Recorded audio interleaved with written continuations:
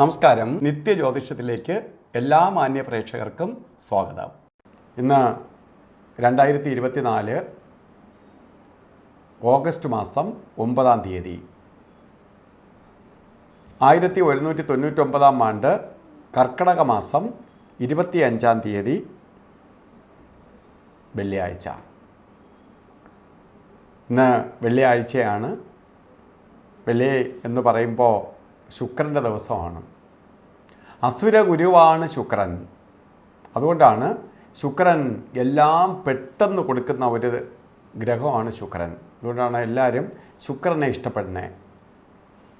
വളരെ ചിന്തിക്കാതെ എല്ലാം വ്യാഴത്തിൻ്റെ 3/4 ബലമേ ഉള്ളൂ ശുക്രനെങ്കിൽ പോലും ശുക്രൻ എല്ലാവിധ സൗഭാഗ്യത്തെയും പ്രദാനം ചെയ്തു തരുന്ന ദശാനാഥനാണ് ശുക്രൻ. അപ്പോൾ ശുക്രൻ്റെ ദിവസമാണ്.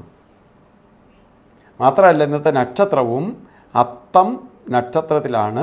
ഇന്ന് ഉദയ നക്ഷത്രം വന്നിരിക്കുന്നത് അത്തമാണ്. അത്ത നക്ഷത്രം ശുഭനക്ഷത്രങ്ങളിൽ പെടുന്ന നക്ഷത്രങ്ങളിൽ ഒന്നാണ്. അപ്പോൾ ശുഭകാര്യങ്ങൾക്കെല്ലാം എടുക്കാവുന്ന നക്ഷത്രവും കൂടിയാണ് ശരിക്ക് അത്ത നക്ഷത്രം. അപ്പോൾ ശുഭദിനം, ശുഭനക്ഷത്രം. അപ്പോൾ ഇന്ന് ബർത്ത്ഡേ വന്നിട്ടുള്ള അത്ത നക്ഷത്രക്കാർ, അതായത് കർക്കിടക മാസത്തിലെ അത്ത നക്ഷത്രത്തിൽ ജനിച്ചവർ, വളരെ സന്തോഷപ്രദമായ അവസ്ഥകളെ തരുന്ന കാലഘട്ടം തന്നെയാണ്. ഐശ്വര്യപ്രദമായ അവസ്ഥകളുണ്ടാവും. സാമ്പത്തിക പുരോഗതി, മംഗല്യം നടക്കാത്തവർക്ക് കല്യാണം നടക്കുക, ദാമ്പത്യ ജീവിതത്തിൽ ചില പ്രശ്നങ്ങളായി നിന്നവർക്ക് ശമനം ഉണ്ടാവുക, ഭർത്താവിനൊപ്പം പോകണം അല്ലെങ്കിൽ ഭർത്താവിൻ്റെ ഒപ്പം നിൽക്കണം എന്ന് ആഗ്രഹിക്കുന്നവർക്ക് അതിന് ഉള്ള സാഹചര്യം ഒരുങ്ങുക. അതുപോലെ വിദേശത്ത് മൈഗ്രേറ്റ് ചെയ്ത് പോകാനൊക്കെ ആഗ്രഹിക്കുന്നവർക്ക് അനുകൂലപ്രദമായ അവസ്ഥകൾ വന്നു ചേരുക. ഇതിനെല്ലാം കൊള്ളാവുന്ന ഒരു വർഷമാണ് നിങ്ങൾക്കിപ്പോൾ നടന്നുകൊണ്ടിരിക്കുന്നു എന്ന് നിങ്ങൾ അറിയുക. അപ്പോൾ പുരോഗതിയെ കൊടുക്കുന്ന ഒരു വർഷം തന്നെയാണ് ഇപ്പോൾ നടന്നുകൊണ്ടിരിക്കുന്ന സമയം. അപ്പോൾ ജാതക പ്രകാരം ഈ നക്ഷത്രത്തിൽ ജനിച്ചവരാവിട്ട് പുരോഗതിക്കും ഉയർച്ചയ്ക്കും ഉന്നതിക്കും ഇടവരും എന്ന് ഞാൻ പറഞ്ഞു. അപ്പോൾ ഈ ഫലസിദ്ധി നമുക്ക് യഥാസമയത്ത് ലഭിക്കണം. നമുക്കിതെല്ലാം വരും എന്ന് പറഞ്ഞിട്ട് എന്തെങ്കിലും വരുമെന്ന് പറഞ്ഞ് ഇരുന്നിട്ട് കാര്യമില്ല. ഇത് പ്രകൃതി മാതാവ് നമുക്ക് പെട്ടെന്ന് തരണം. അതിനുവേണ്ടി എന്ത് ചെയ്യണം?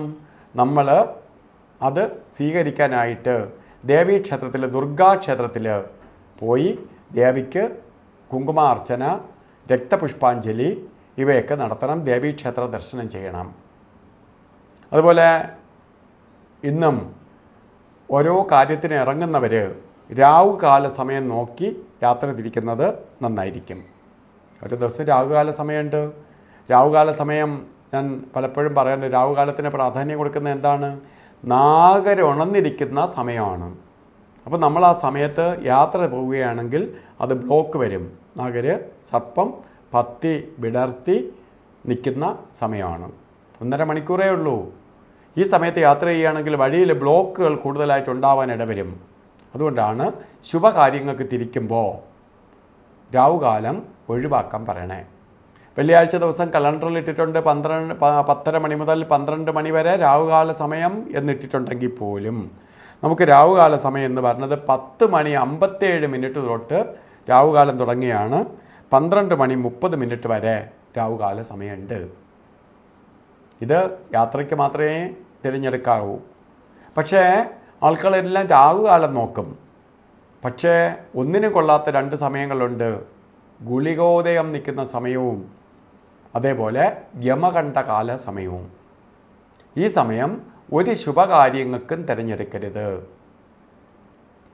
അല്ല, ഗുളികൻ്റെ ഉദയം വരുന്ന സമയം 7:51 തൊട്ട് 9:24 വരെ ഗുളികോദയ സമയവും ഗുളികൻ്റെ ബന്ധം നിൽക്കുന്ന സമയവും, അതേപോലെ 3:36 തൊട്ട് 5:08 വരെ യമകണ്ഠകാല സമയവും. ഇന്ന് നമുക്ക് നല്ല ദിവസമാണ് എങ്കിൽ പോലും അതിനേക്കാൾ കുറച്ചുകൂടി മെച്ചപ്പെട്ട അവസ്ഥകൾ വന്നു ചേരണമെങ്കിൽ അഭിജിത്ത് മുഹൂർത്തം എടുത്ത് കാര്യങ്ങൾ കൈകാര്യം ചെയ്യുക. അഭിജിത്ത് മുഹൂർത്തം പറഞ്ഞത് 12 മണി 6 മിനിറ്റ് തൊട്ട് 12 മണി 54 മിനിറ്റ് വരെ 48 മിനിറ്റ് നേരമാണ് അഭിജിത്ത് മുഹൂർത്തത്തിൻ്റെ സമയം.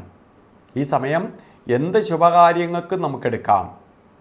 അതുപോലെ ഇന്ന് വെള്ളിയാഴ്ചയാണ്.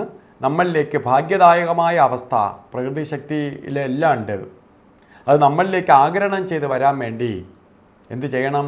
പ്രകൃതി ശക്തി നിൽക്കുന്ന ആ എനർജി നമ്മളിലേക്ക് കിട്ടാൻ വേണ്ടി റെഡ് കളറ് വസ്ത്രം ധരിക്കുകയോ അല്ലെങ്കിൽ കർച്ചീപ്പായിട്ട് കരുതുകയോ ചുവന്ന പൊട്ട് നെറ്റി തൊടുകയോ ഒക്കെ ചെയ്തു പോയാൽ നമ്മളിലേക്ക് ആ പോസിറ്റീവ് എനർജി നമ്മളറിയാതെ നമ്മളിലേക്ക് കയറി ഉന്മേഷവും ഉണർവും പോകുന്ന കാര്യങ്ങൾക്ക് വിജയവും വന്നു ചേരും.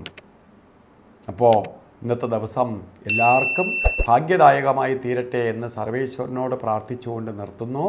നന്ദി, നമസ്കാരം.